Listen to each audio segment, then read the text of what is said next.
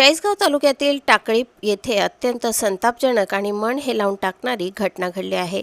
2.5 महिन्यांच्या चिमुकलीचा लसीकरणानंतर संशयास्पद मृत्यू झाल्याने परिसरात खळबळ उडाली आहे। मृत बालिकेचे आजोबा शवविच्छेदनासाठी तिचा मृतदेह घेऊन जळगावच्या शासकीय वैद्यकीय महाविद्यालय व रुग्णालयात पोहोचले होते। मात्र तेथे संबंधित यंत्रणेने मृतदेह ताब्यात घेण्यास विलंब केल्याचा आरोप करण्यात येत आहे। यामुळे हतबल झालेल्या आजोबांना आपल्या नातीचा मृतदेह मांडीवर घेऊन रात्रभर शवविच्छेदन गृहाबाहेर बसावे लागले। या घटनेने संपूर्ण जिल्ह्यात संताप व्यक्त केला जात आहे। आरोग्य व्यवस्थेतील निष्काळजीपणा आणि असंवेदनशील कारभार पुन्हा एकदा उघड झाल्याची भावना व्यक्त होत आहे। एका वृद्ध आजोबांवर आलेली ही वेदनादायक वेळ अनेकांच्या डोळ्यात पाणी आणणारी ठरली। शासनाच्या आरोग्य सुविधांचे दावे आणि प्रत्यक्षातील परिस्थिती यामधील दरी पुन्हा स्पष्ट झाली आहे। लसीकरणानंतर बालिकेची प्रकृती अचानक बिघडल्याची माहिती समोर येत आहे। त्यानंतर तिचा मृत्यू झाल्याने कुटुंबियांवर दुःखाचा डोंगर कोसळला। मात्र दुःखाच्या प्रसंगातही प्रशासनाकडून सहकार्याऐवजी उदासीनता मिळाल्याचा आरोप होत आहे। रात्रभर मृतदेह घेऊन बसलेल्या आजोबांचे दृश्य पाहून उपस्थितांच्याही भावना अनावर झाल्या। ही घटना आरोग्य यंत्रणेच्या मानवी संवेदनांवरच प्रश्नचिन्ह निर्माण करणारी ठरत आहे। घटनेची निष्पक्ष चौकशी करून जबाबदार अधिकाऱ्यांवर कारवाई करावी अशी मागणी नागरिकांकडून होत आहे।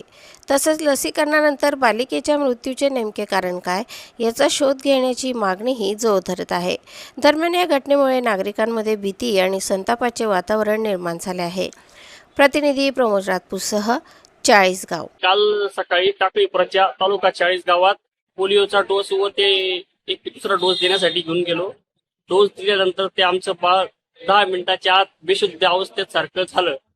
त्याच्यानंतर आम्ही खासगी रुग्णालय चाळीसगाव साई हॉस्पिटल येथे नेले। त्यांनी आम्हाला सांगितले की तुमचं बाळ डेड झालंय बा। मग आम्ही परत घरी नेले व ज्या पीसी सेंटरवर तिथे डोस दिलेले होते त्यांना संपर्क साधला व त्यांना सांगितले की आमचं बाळ असं असं झालं। ते म्हटले की असं काही होत नाही, डोस दिल्याने काहीतरी दुसरा प्रॉब्लेम असेल। परंतु आम्ही त्याच्यानंतर त्यांनी आमची 4-5 तास त्या जागेवर खाऊन घेतले। आम्हाला कुठेही पोलीस स्टेशनला जाऊ दिलं नाही किंवा कुठलीही कारवाई करू देण्यासाठी ते भाग पाडत होते। तर जाऊ नका बुवा, आम्ही करून टाकू। त्याच्यानंतर आम्ही स्वतःहून पोलीस स्टेशनला गेलो। त्याच्यानंतर PI साहेब स्वतः आमच्या सोबत ट्रामा केअर सेंटर चाळीसगाव येथे आले व त्याच्यानंतर ही पुढची प्रोसेस आली व जळगाव येथे आम्ही रात्री 2च्या सुमारास आलो। परंतु यांनी जळगाववाल्यांनीही त्या बाळाला कुठल्याही प्रकारची ट्रीटमेंट न देता आमच्या 9 वाजेपर्यंत आमच्या हातातच सकाळपर्यंत बाळ होते। इथं रात्रभर तुम्ही थांबून होतात बाळ मांडीवर घेऊन? रात्रभर मांडीवर घेऊन आम्ही थांबून होतो। काय मागणी काय दादा आपल्या? मागणी फक्त आमच्या बाळाला न्याय मिळावा, त्याचा मृत्यू कसा झाला हे निष्पन्न व्हावं। जे त्याच्यात गुन्हेगार कठोर आहेत त्यांना कठोर कारवाई होण्यात यावी।